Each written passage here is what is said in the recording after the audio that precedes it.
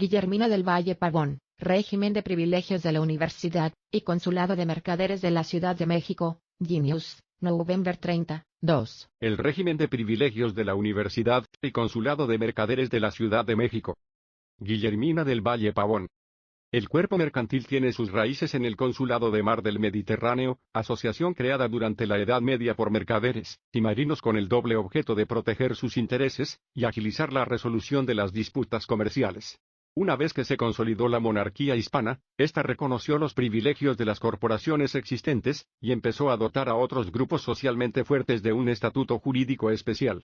A los mercaderes de los principales centros comerciales de Castilla, que estaban asociados en las llamadas universidades de mercaderes, el soberano les brindó el privilegio de aplicar la justicia privativa, a partir de lo cual quedaron establecidos como consulados. Desde la Edad Media, en el Reino de Aragón se había dotado de privilegios a los mercaderes que trataban al por mayor con otros reinos, en razón de que las leyes y los autores del derecho sostenían que debían ser ayudados, amparados y favorecidos y gozar de muchos privilegios e inmunidades. Tales consideraciones obedecían a la dependencia que tenían los monarcas y los reinos de la actividad realizada por los mercaderes, y en razón de las muchas pérdidas que suelen tener en donde esperan crecidas ganancias, por lo que sus riquezas solían deshacerse y desbaratarse, muchas veces tan fácilmente como las telas de las arañas. En Nueva España los mercaderes de la Ciudad de México financiaban la minería con la intención de concentrar los metales preciosos, como clave para detentar la hegemonía en las transacciones realizadas dentro y fuera de Nueva España. En 1592 obtuvieron licencia real para erigir un consulado, cuando Felipe II emprendió una serie de medidas de carácter institucional con el propósito de consolidar el comercio atlántico que aseguraba la llegada de los caudales americanos. En consecuencia, al poder económico que detentaban los mercaderes de México se unieron los privilegios de la asociación, la representación y la aplicación de la justicia mercantil. Los mercaderes de México mantuvieron los privilegios corporativos de manera exclusiva por poco más de 200 años, por el empeño de la monarquía en impedir que se establecieran otros grupos de poder local con facultades jurídicas. En el presente ensayo se analizan los privilegios que el soberano otorgó a los mercaderes de México mediante la constitución del consulado, y la forma en que estos pudieron constituir una de las principales corporaciones de Nueva España.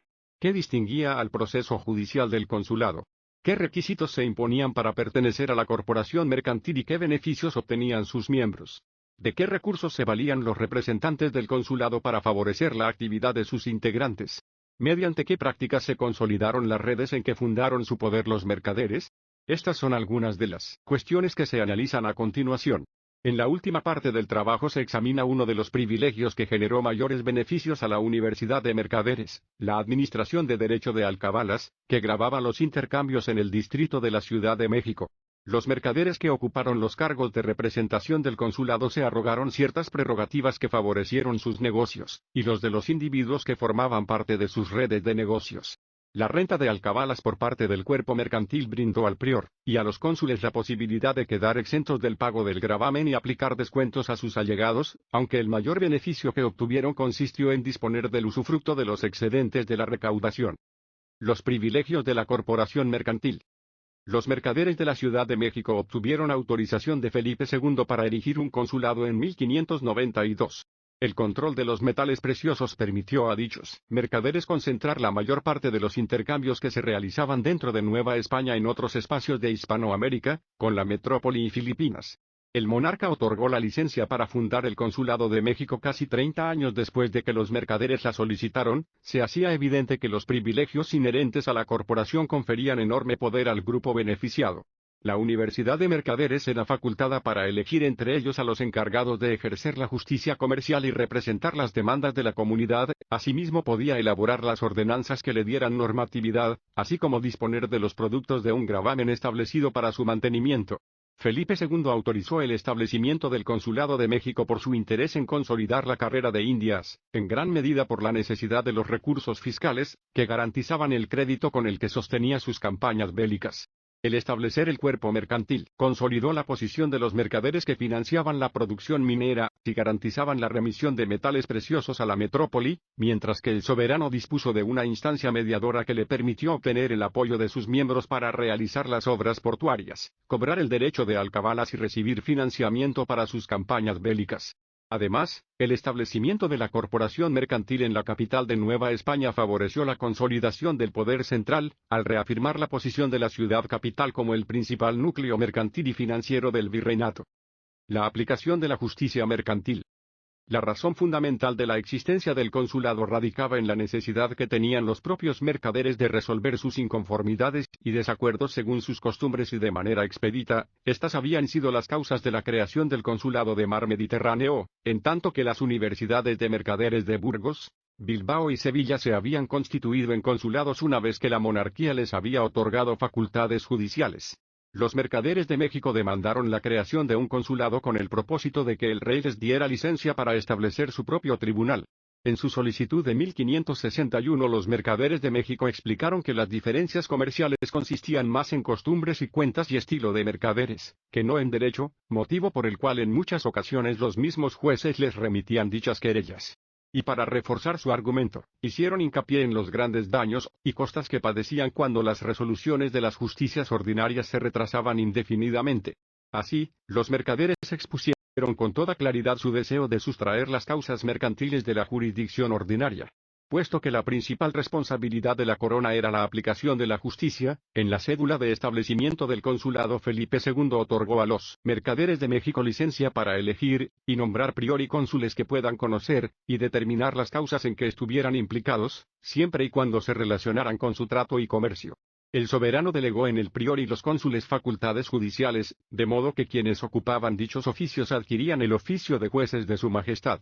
La jurisdicción consular estaba determinada por un elemento subjetivo, la condición de mercader, y otro objetivo, que se tratara de actos de comercio. El juzgado del consulado debía resolver las controversias mercantiles con la mayor rapidez a fin de no obstaculizar las contrataciones, de modo que el procedimiento del tribunal mercantil se distinguía por su sencillez, mientras que la principal función de prior y cónsules radicaba en buscar la negociación y la conciliación. Para ello, el demandante debía hacer una breve relación de palabra ante prior y cónsules, quienes a continuación escuchaban los argumentos de la defensa. Únicamente cuando no se llegaba a un acuerdo se presentaban escritos sencillos, elaborados sin recurrir a leyes, juristas o escribanos, de lo contrario eran rechazados y tenían que presentarse nuevamente en el término de 24 horas. En el tribunal mercantil no había lugar a alegatos, únicamente se presentaban pruebas para esclarecer los hechos en disputa, libros, recibos y cuentas relacionados con los litigios. Con el propósito de agilizar las resoluciones, prior y cónsules podían apoyarse en los miembros de la corporación para revisar los documentos en cuestión.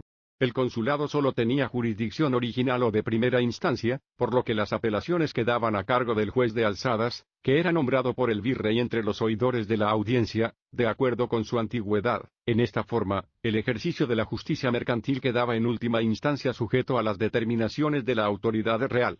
Desde las últimas décadas del siglo XV la monarquía había reafirmado su dominio sobre los cuerpos mercantiles al reservarse la designación del juez de alzadas, la aprobación de sus ordenanzas y la designación de sus representantes. En el caso del Consulado de México, el prior y cónsules recién electos acudían ante el virrey para que ratificara sus nombramientos. Asimismo, el monarca facultó al prior y a los cónsules para elaborar sus ordenanzas, tomando como precedente los cuerpos mercantiles de Sevilla y Burgos.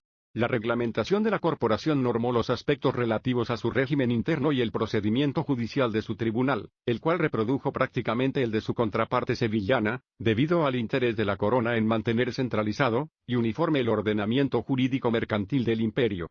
No obstante, el Consejo de Indias aprobó las ordenanzas de la corporación en ojo. Es posible que por el mismo afán de ejercer control sobre el juzgado del consulado, este se haya ubicado en el Palacio Virreinal, que albergaba a los principales tribunales de Nueva España, a diferencia de los consulados de la península, que se localizaban en Las Lonjas, lugar donde se realizaban los tratos al por mayor.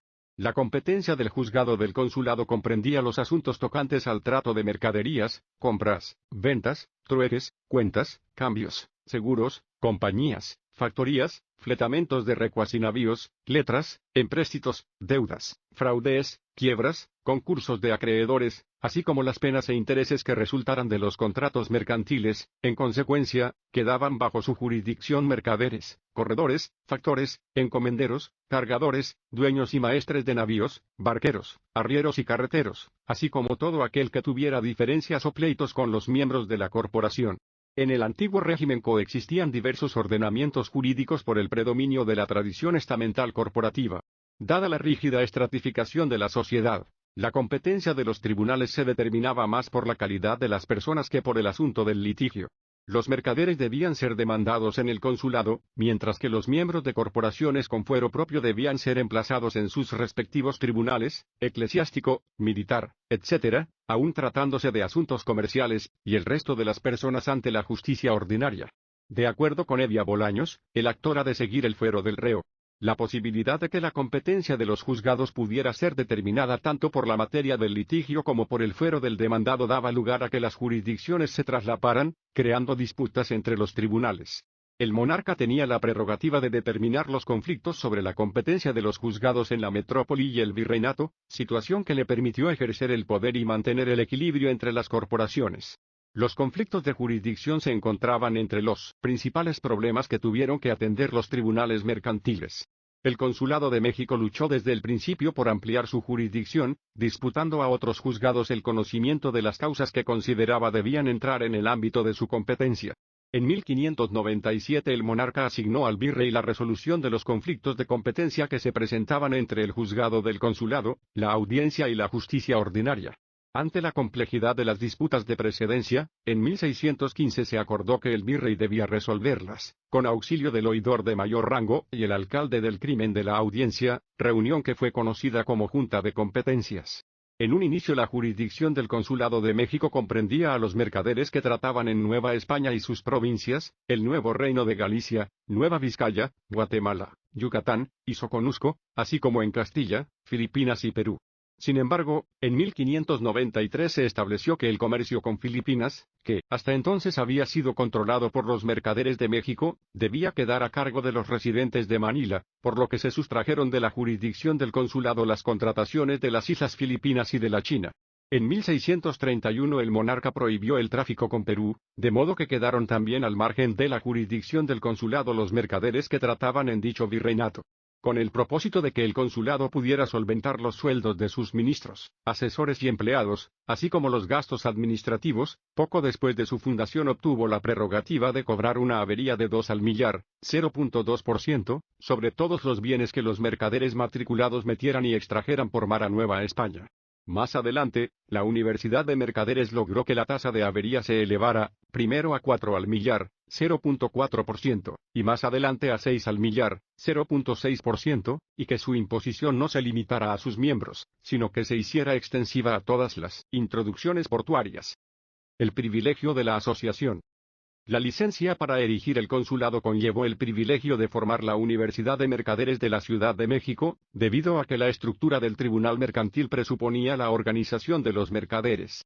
La corporación quedó constituida una vez que los mercaderes eligieron, en enero de 1594, un prior y 2 cónsules, los que se ubicaron a la cabeza de la corporación al fungir como jueces del tribunal y representantes del Colegio de Mercaderes. La participación en la corporación se limitó a los tratantes casados, viudos o mayores de 25 años, que tuvieran casa en la Ciudad de México, en la que vendieran solo las mercaderías que por su cuenta y por encomienda les vinieren consignadas. Fueron excluidos del cuerpo mercantil de manera explícita los extranjeros, los criados de otras personas y quienes tuvieran tienda pública de sus oficios. Los primeros, por temor a la competencia y para salvaguardar la seguridad del reino, la pureza de la religión y las buenas costumbres; los criados, porque eran dependientes de otros y, al igual que los artesanos, no podían hermanarse con los mercaderes, que gozaban de una elevada posición social. Los requisitos para pertenecer al consulado restringieron la membresía a unos cuantos mercaderes. El número de miembros de la corporación presentó variaciones a lo largo de su historia. De acuerdo con las fuentes de que disponemos, algunas matrículas y las listas de los préstamos y donativos a los que se suscribieron la mayor parte de los mercaderes consulares alcanzan un promedio de 130 mercaderes. El requisito de tener casa o tienda en la Ciudad de México dejó al margen de la corporación a los tratantes del interior. Estos carecían de representación para plantear sus demandas ante la autoridad real, y cuando se veían involucrados en un pleito con algún mercader del consulado estaban obligados a demandarlo ante su tribunal, el cual podía actuar de manera parcial, además de que tenían que abandonar sus negocios, y gastar en el viaje y la estancia en la capital. Las circunstancias mencionadas hacen suponer que pocos comerciantes de provincia se aventuraron a emprender litigios contra los mercaderes de México, aun cuando debieron haber tenido problemas con ellos, dado que ejercían el control sobre la comercialización de los ultramarinos, y gran parte de los bienes de producción local, entre los que se destacan los productos indígenas, los de la agricultura especializada y los que elaboraban los artesanos de México. En cambio, el prior y los cónsules realizaron numerosas apelaciones ante la Junta de Competencias con el propósito de obtener jurisdicción sobre los casos relativos a comerciantes residentes en localidades del interior de Nueva España. La supremacía que detentaron los mercaderes de la Ciudad de México, gracias a los privilegios de la corporación en que se agrupaban, se mantuvo por cerca de 2 siglos. El enorme poder alcanzado por la Universidad de Mercaderes poco después de que mediara el siglo XVIII fue cuestionado por los ministros de la dinastía de los Borbones, quienes para reducirlo propusieron fortalecer a los tratantes de los principales centros comerciales del interior con la creación de nuevos cuerpos mercantiles. Se constituyeron entonces los consulados de Guatemala, 1793, Guadalajara y Veracruz, 1795, corporaciones que fueron también dotadas de los privilegios de la impartición de la justicia privativa, la asociación y la representación.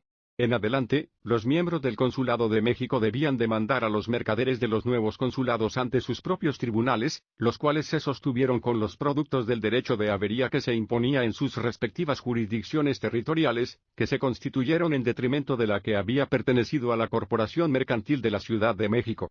Otra de las condiciones exigidas para pertenecer al consulado era tener tienda de mercaderías de Castilla, China y Nueva España. Ello implicaba que debían ser mercaderes independientes.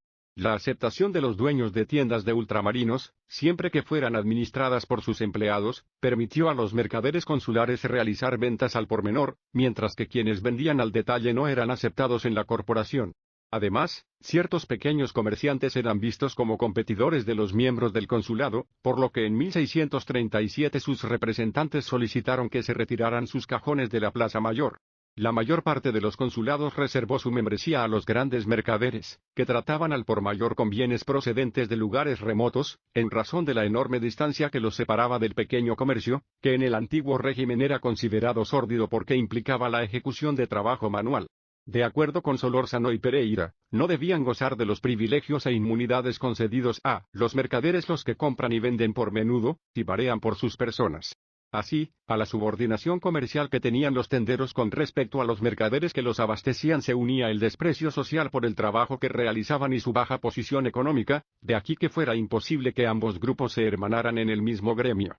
Mediante la exclusión de los comerciantes que no traficaran al por mayor con bienes procedentes de Castilla o Filipinas, la Universidad de Mercaderes garantizaba la ubicación de sus miembros en el nivel más elevado de la estructura piramidal que formaba el comercio de Nueva España, mientras que en la jerarquía instituida dentro del consulado se situaban en la cúspide a quienes se dedicaban al trato de plata por reales, en especial aquellos mercaderes que tuvieron el control de la casa de moneda. La unidad de la Universidad de Mercaderes fue fomentada mediante la participación de sus miembros en las ceremonias religiosas, organizadas por la misma y por la hermandad formada bajo su auspicio. Siguiendo la tradición heredada del pasado medieval, según la cual las corporaciones dedicaban gran atención a las prácticas religiosas y caritativas, en las ordenanzas del consulado se reconoció la necesidad de que sus miembros tuvieran capilla y entierro, con el propósito de que se rogara por el éxito de las flotas y los navíos, que sus miembros fueran enterrados por sus hermanos, y que se dijeran misas en favor de sus almas. Es posible que la hermandad creada por el consulado fuera la Congregación de la Purísima Concepción de Nuestra Señora, tanto por su advocación, que era la misma bajo la que se había establecido la corporación mercantil, como por el gran número de mercaderes que congregaba. Esta cofradía, que había recibido indulgencias de Paulo V, estaba adscrita al convento de la Merced, donde tenía capilla y entierro que había mandado edificar el mercader Cristóbal de Zuleta, quien fue prior del cuerpo mercantil en 1619, 1638 y 1639. Hacia finales del siglo XVII y principios del XVIII, los miembros del consulado se dividieron, y formaron los partidos de montañeses y vizcaínos, en cada uno de los cuales se agruparon los mercaderes que procedían de las respectivas regiones, mientras que los originarios de otros lugares de la península, así como los criollos, se adhirieron a aquella con cuyos miembros tenían mayores vínculos. Con objeto de fortalecer las redes conformadas por los mercaderes de origen vasco y sus allegados, crearon la cofradía de Nuestra Señora de Aránzazu, mientras que los que procedían de las montañas de Santander establecieron la Congregación del Santo Cristo de Burgos con el mismo propósito. Las hermandades fundadas por los mercaderes brindaban a sus miembros servicios religiosos y asistenciales, en tanto que los fondos constituidos con las limosnas percibidas, y la administración de las obras pías establecidas por los mismos hermanos les permitieron desempeñar un importante papel crediticio y acumular capitales de consideración. Los beneficiarios de estos préstamos fueron los propios cofrades, otros mercaderes y agricultores vinculados con ellos, siempre que pudieran garantizar el pago de los préstamos y los réditos que generaban, como fue el caso del consulado. El privilegio de representación y el otorgamiento de empréstitos. Otro de los privilegios fundamentales del consulado de la Ciudad de México fue el de la representación, el cual facultaba al prior y a los cónsules para plantear y negociar ante las autoridades reales los asuntos relacionados con los intereses de sus miembros. Además de tener licencia para enviar representaciones a las autoridades reales, la corporación fue autorizada a tener de ordinario un letrado y un solicitador en la Corte Real, así como para enviar una persona propia a tratar con el monarca cuestiones graves y de importancia. De hecho, para la Universidad de Mercaderes uno de los gastos más difíciles de solventar fue el envío de comisionados a la Corte Real. Hasta donde sabemos, en el siglo XVII el consulado tuvo solo un agente de negocios en la corte, el cual fue de gran utilidad pues había ciertas demandas que solo podían ser negociadas en dicho espacio de poder. En la siguiente centuria el cuerpo mercantil mantuvo su delegado en la corte, y logró colocar un agente de negocios que operaba en las ciudades de Sevilla y Cádiz. Ambos representantes prestaron importantes servicios relacionados con el manejo de la información, las demandas y la tramitación de diversos asuntos.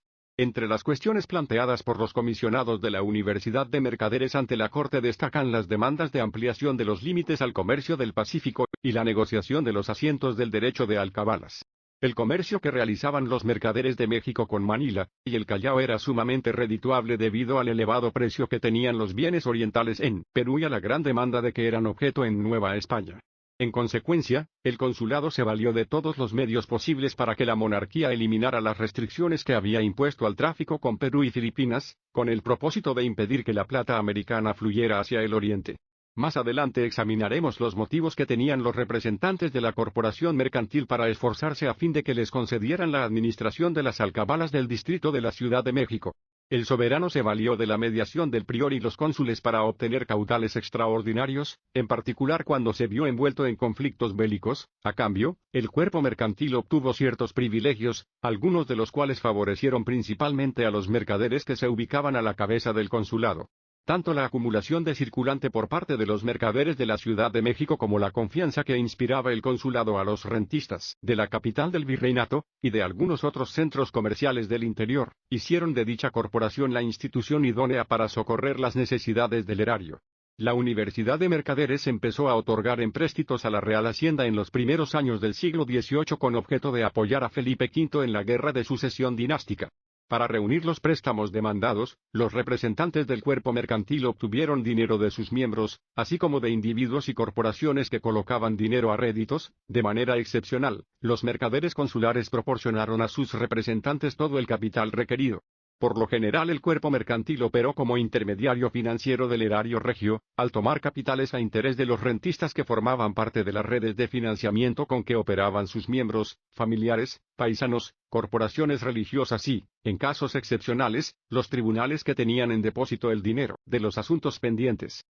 La Universidad de Mercaderes obtuvo diversos privilegios en recompensa por los servicios financieros prestados a la corona, la mayor parte de los cuales beneficiaron a los grupos de poder que estaban vinculados con los representantes de la corporación.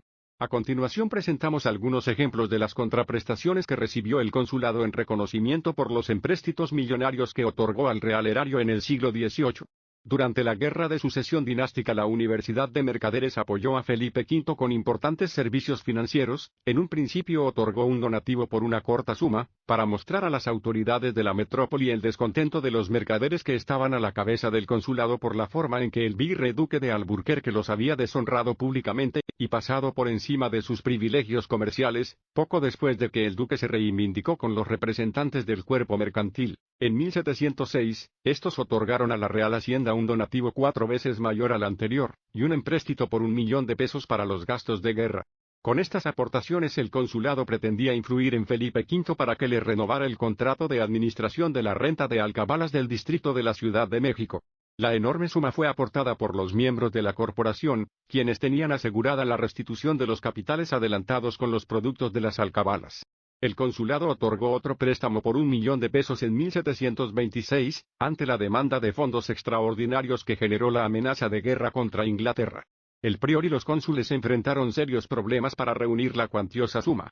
Los miembros de la corporación solo aportaron 40% del empréstito, aproximadamente, por lo que se tuvo que demandar dinero a premio de individuos y corporaciones eclesiásticas, y pedir a los juzgados los capitales correspondientes a los litigios que se hallaban en proceso. Ante la escasez de capitales, la suma requerida solo pudo reunirse mediante la disposición de los productos del Fondo del Derecho de Habería. En reconocimiento a los valiosos servicios financieros prestados, la Universidad de Mercaderes obtuvo el privilegio de que su tribunal no fuera incluido en la visita que entonces se realizaba a los juzgados de la capital de Nueva España. Dicha gracia fue solicitada por el consulado, entre otras razones, para impedir que las autoridades reales conocieran los verdaderos productos de la renta de alcabalas que estaban bajo su administración, y la forma en que los mismos eran usufructuados por los representantes de la corporación. Por último, tenemos la participación del consulado en el empréstito por 15 millones de pesos, negociado en 1795, ante la crisis que se produjo en la tesorería de Madrid a causa de los gastos bélicos ocasionados por la guerra contra la Francia revolucionaria, y la inminencia de un nuevo conflicto bélico con Inglaterra. Para lograr que el consulado se comprometiera a reunir los capitales requeridos, junto con el Tribunal de Minería, el virrey marqués de Branciforte obtuvo autorización del monarca para transformar en vía carretera el camino México-Veracruz que cruzaba por Puebla y Orizaba. Esta vía favorecía los intereses de los mercaderes ubicados en la cúpula del consulado, los cuales habían luchado desde hacía más de 10 años por que se reconstruyera, a fin de favorecer el acarreo de los bienes en cuya producción y comercialización estaban comprometidos. Privilegios de los representantes del consulado. Prior y cónsules eran los ministros que formaban el tribunal mercantil, se hallaban a la cabeza y fungían como órgano representativo de la Universidad de Mercaderes. Los individuos que ocuparon dichos oficios gozaron de los privilegios correspondientes a las diversas funciones que desempeñaban. En la aplicación de la justicia el tribunal mercantil fungía como representante del monarca, por lo que sus miembros detentaban la dignidad que se confería a los jueces de su majestad.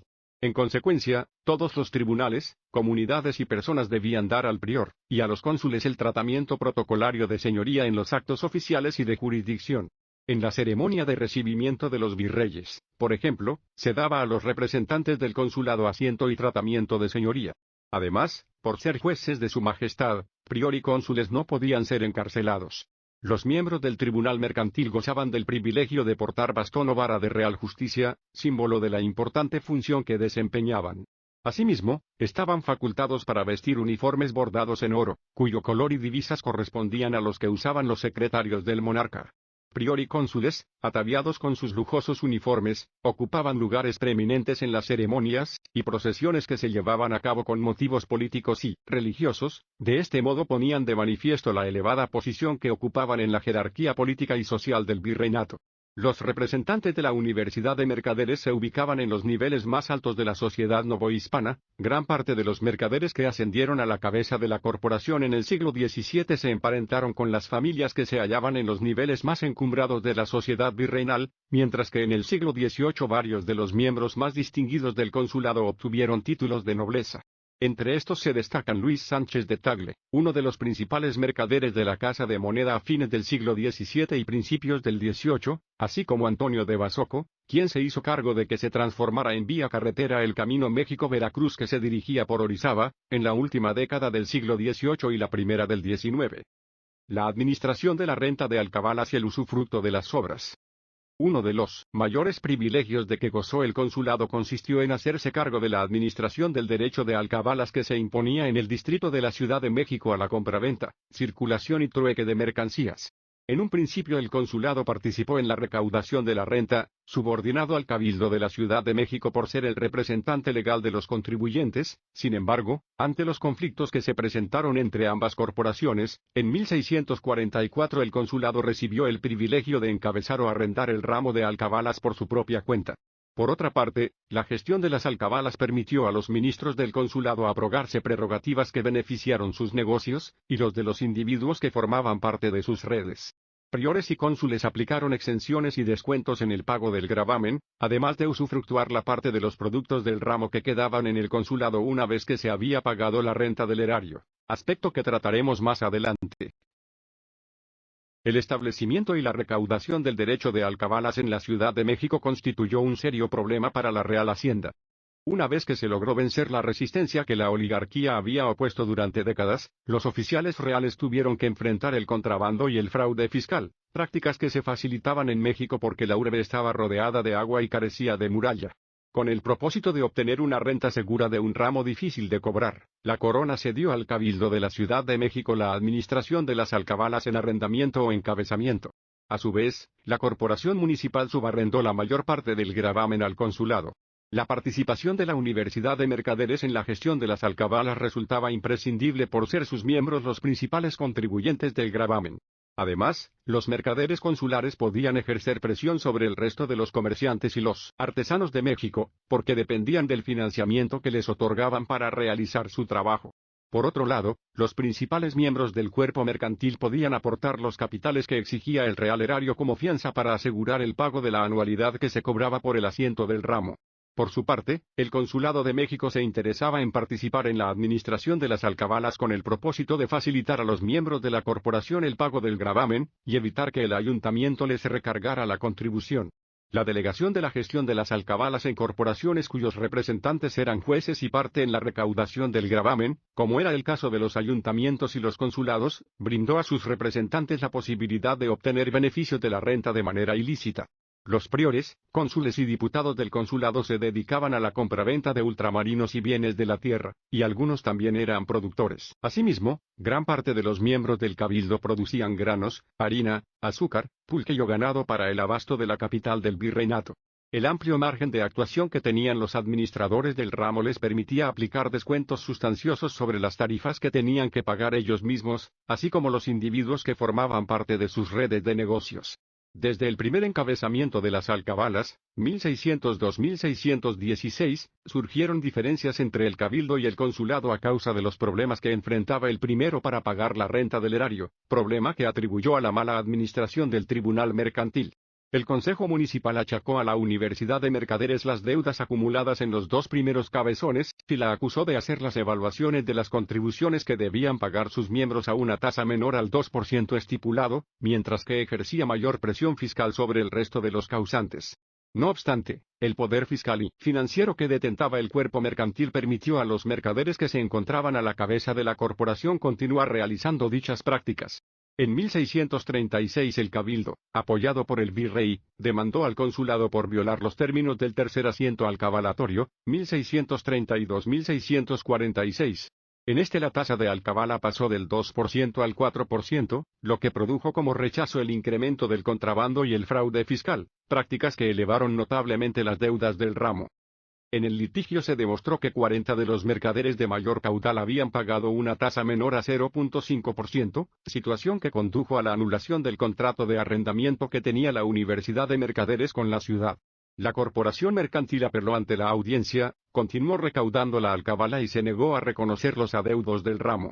Sin embargo, ante la imposición de un nuevo aumento de 2% a la tasa de alcabala, que se elevó a 6%, el consulado aceptó la anulación del cabezón menor que tenía a su cargo. El virrey Juan de Palafox y Mendoza consideró poco inteligente la decisión de haber pasado a la ciudad los rubros de la alcabala que administraba el consulado y recomendó que se le devolvieran, porque la renta estará más segura en personas tan abonadas y ricas como los que concurren en él, como porque se defraudaran menos los derechos corriendo por su mano, pues hace el repartimiento por el cómputo y conocimiento que tiene de los caudales. Por tales razones, en las ordenanzas para la contaduría de alcabalas, y contador de ellas, escritas entre 1642 y 1643, el mismo Palafox estableció que el consulado se admita en cualquier ocasión que se haya de hacer encabezamiento, de la misma manera en que son admitidas las ciudades. Poco después de que el consulado dejara la gestión de las alcabalas, en 1643, la ciudad quebró, haciendo evidente que era incapaz de recaudar el gravamen por sí sola. Para lograr que la Universidad de Mercaderes asumiera parte de las deudas del ramo y se hiciera cargo de administrarlo por los 3 años que faltaban para que concluyera el tercer asiento, 1644-1646, el virrey conde de Salvatierra recordó a sus representantes que si asumían dicha responsabilidad podrían obtener reducciones en el pago del gravamen. En esta forma, el propio virrey reconoció la prerrogativa que tenían los administradores de las alcabalas de aplicarse descuentos sobre los montos que les correspondía pagar. A partir de entonces el consulado obtuvo el privilegio de administrar las alcabalas de manera autónoma, quedando liberado de la tutela del Consejo Urbano. El prior y los cónsules quedaron a cargo de repartir el monto de la renta que se tenía que pagar al Real Erario entre los miembros de la Universidad de Mercaderes y otros grupos de causantes, artesanos, obrajeros, tratantes de ganado, etc. Esta circunstancia les permitió manejar el ramo a discreción, en beneficio de sus negocios y los del resto de los mercaderes que se ubicaban en la cúpula del consulado. Cuando el consulado tomó por su cuenta la gestión de la renta de alcabalas, en 1644, también se hizo cargo de la aduana de la Ciudad de México. Una de las ordenanzas de la Real Aduana establecía que debían declararse los géneros que se remitieran fuera de la urbe para que el comprador pagara la segunda alcabala. Esta condición brindó a los administradores del ramo una fuente de información detallada y exclusiva sobre la circulación de bienes en los mercados de Nueva España y ultramar, la cual hizo más atractiva la gestión del ramo para los representantes del consulado, ya que les permitía reducir los costos de las transacciones realizadas. Del mismo modo en que los cuerpos municipal y mercantil habían entrado en conflicto durante la etapa de administración conjunta de las alcabalas, una vez que el consulado quedó a cargo de los encabezamientos empezaron a presentarse disputas entre los mercaderes por ser nombrados miembros del tribunal mercantil. Dado que el acceso a los oficios de prior y cónsul garantizaba el manejo de las alcabalas, los mercaderes que no formaban parte de su clientela quedaban al margen de los beneficios derivados de la gestión del ramo. En consecuencia, se presentó la lucha por acceder a los cargos de representación corporativa. De hecho, los conflictos electorales en el consulado únicamente se presentaron en las épocas en que se hizo cargo de la gestión de las alcabalas. Cuando el consulado asumió la administración del sexto cabezón alcabalatorio, en 1694, sus representantes lograron que el monarca los eximiera de la obligación de rendir cuentas a las autoridades, siempre que pagara la renta del erario en los plazos convenidos. Prior y cónsules solo estaban obligados a presentar las cuentas del ramo a sus sucesores, los diputados y consejeros de la corporación. Este privilegio, unido a la existencia de las sobras de la renta, fondo que formaban los administradores del ramo para disponer de él en caso de que no se lograra completar la renta del erario, permitió a los mercaderes ubicados en la cúpula del cuerpo mercantil usufructuar los productos que quedaban una vez que se había pagado la anualidad del erario.